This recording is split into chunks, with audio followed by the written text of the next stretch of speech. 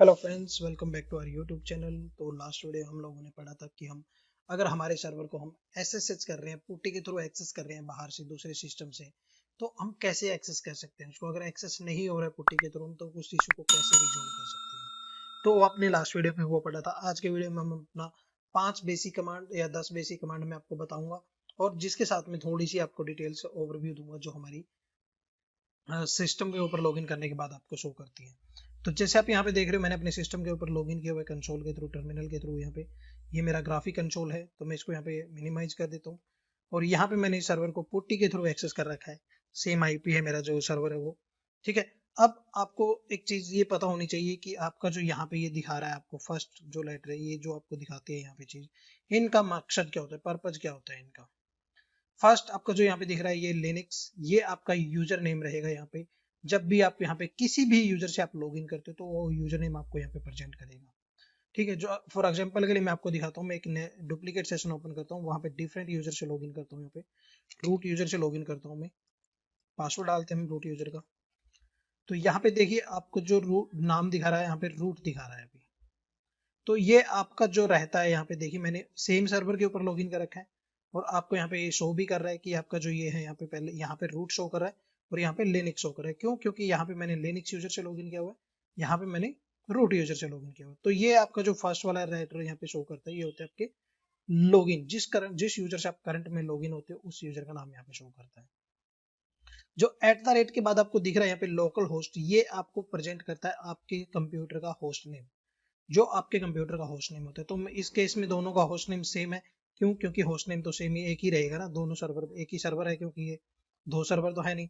तो सर्वर का host name आपका एक ही रहता है, तो यहाँ पे आपका सर्वर नेम हो लोकल होस्ट है। दोनों के अंदर आपको वेरीफाई करने तो आप यहाँ पे कमांड रन कर दीजिए होस्ट नेम। तो होस्ट नेम कमांड रन करेंगे तो आपको यहाँ पे शो पता चल जाएगा लोकल होस्ट और लोकल डोमेन। तो ये आपको आपके कंप्यूटर का होस्ट नेम शो कर देगा। तो यही कमांड आप यहाँ पे भी रन करोगे तो यहाँ पे भी आउटपुट आपको शो कर देगा। ठीक है। दूसरी चीज इसके बाद आता है जो आपको शो कर रहा है यहाँ पे,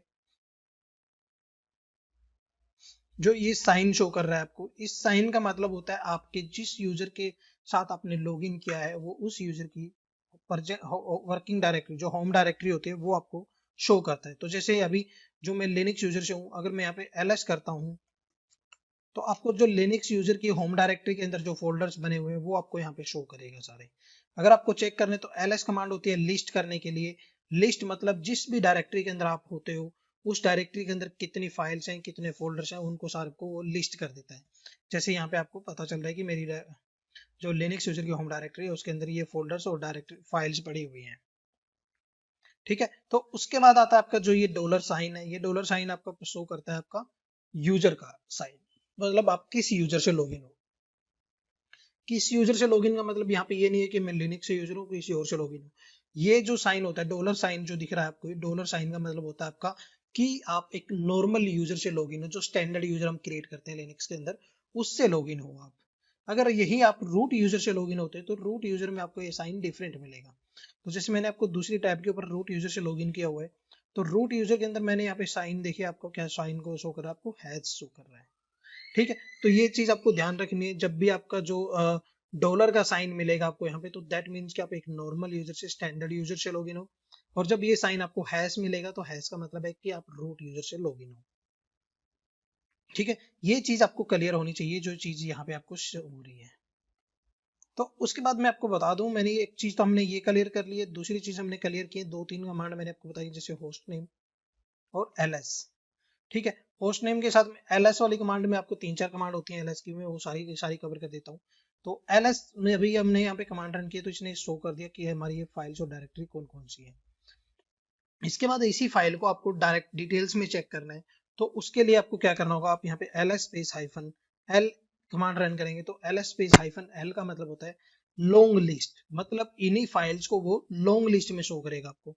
मैं एंटर करता हूँ तो देखिए आपको यहाँ पे लॉन्ग लिस्ट में शो कर रहे हैं, उनके डिटेल्स बता रहा है उनका, मतलब फाइल पे परमिशंस किस टाइप की है, कौन सी फाइल है, कौन सा डायरेक्टरी है, कौन सा यूजर है, उसका ओनर कौन है, उसका ग्रुप कौन सा है, किस डेट में वो फाइल क्रिएट हुई है, किस टाइम पे, नाम उसका क्या है। तो सारी चीज आपको यहाँ पे डिस्क्रिप्शन डिटेल्स में शो कर रहा है। ठीक है। उसके बाद आती है आपको ls space hyphen l, ls space hyphen la। L A का मतलब यहाँ पे क्या रहेगा, लॉन्ग लिस्ट और इंक्लूडिंग हिडन फाइल्स। ए जो प्रेजेंट करेगा वो आपकी जो हिडन फाइल्स होती हैं आपकी, वो उनको भी आउटपुट में आपको प्रेजेंट करेगा। तो जैसे मैं यहाँ पे एंटर करता हूँ तो यहाँ पे देखिएगा आपको बहुत सारी फाइलें ऐसी दिख रही हैं, जैसे डॉट के साथ आपको यहाँ पे दिख रही है, जबकि पहले ये फाइलें आपको नहीं दिख रही थी। डॉट जैसे dot double dot, dot bash history, dot bash log out, dot bash profile, तो ये काफी सारी डायरेक्टरीज होती हैं, फाइलें जो होती हैं जो हिडन होती हैं। तो उनको प्रेजेंट करने के लिए, शो करने के लिए आपको क्या करना होगा, यहाँ पे ls-la कमांड यूज करनी पड़ेगी। ठीक है, अब ls-la और l में दोनों में डिफरेंस आपको पता चल गया। उसके बाद आती है आपकी जो हमें यहाँ पे देखिए अभी डाटा शो कर रहा है, जो आपको उल्टा सीधा शो कर रहा है। यहाँ पे फरवरी शो कर रहा है, बीच में अगस्त आ रहा है, बीच में फिर फरवरी आ गया, फिर जनवरी आ गया।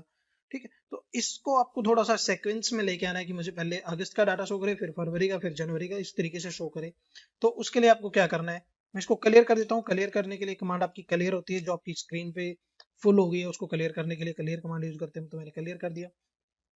इसके बाद मैं यहाँ पे ls-lart कमांड यूज करता हूँ, तो ये क्या करेगा, आपको एक सीक्वेंस में शो कर देगा। तो रहेगा इसमें भी क्या, एल ए का मतलब तो वही रहेगा, long list including hidden files, और आरटी क्या करेगा, आपको राइट टाइम। ठीक है, राइट टाइम के साथ वो शो कर देगा। देखिए यहाँ पे आपको अगस्त में शो कर रहा है फाइल, फिर जनवरी की आ रही है, फिर फरवरी की आ रही है। टाइम भी सीक्वेंस में कर दिया उसने कि कौन से टाइम पे कौन सी फाइल क्रिएट हुई है आपकी। और ये इंक्लूडिंग हिडन फाइल शो कर रहे हैं, क्योंकि हमने यहाँ पे एल ए यूज किया है। अगर आपको यहाँ पे सिर्फ हिडन फाइल को शो नहीं करवाना है, बाकी फाइल को शो करवाना है, तो यहाँ पे आप ए हटा दीजिए, बाकी कमांड सेम रहेगी। ls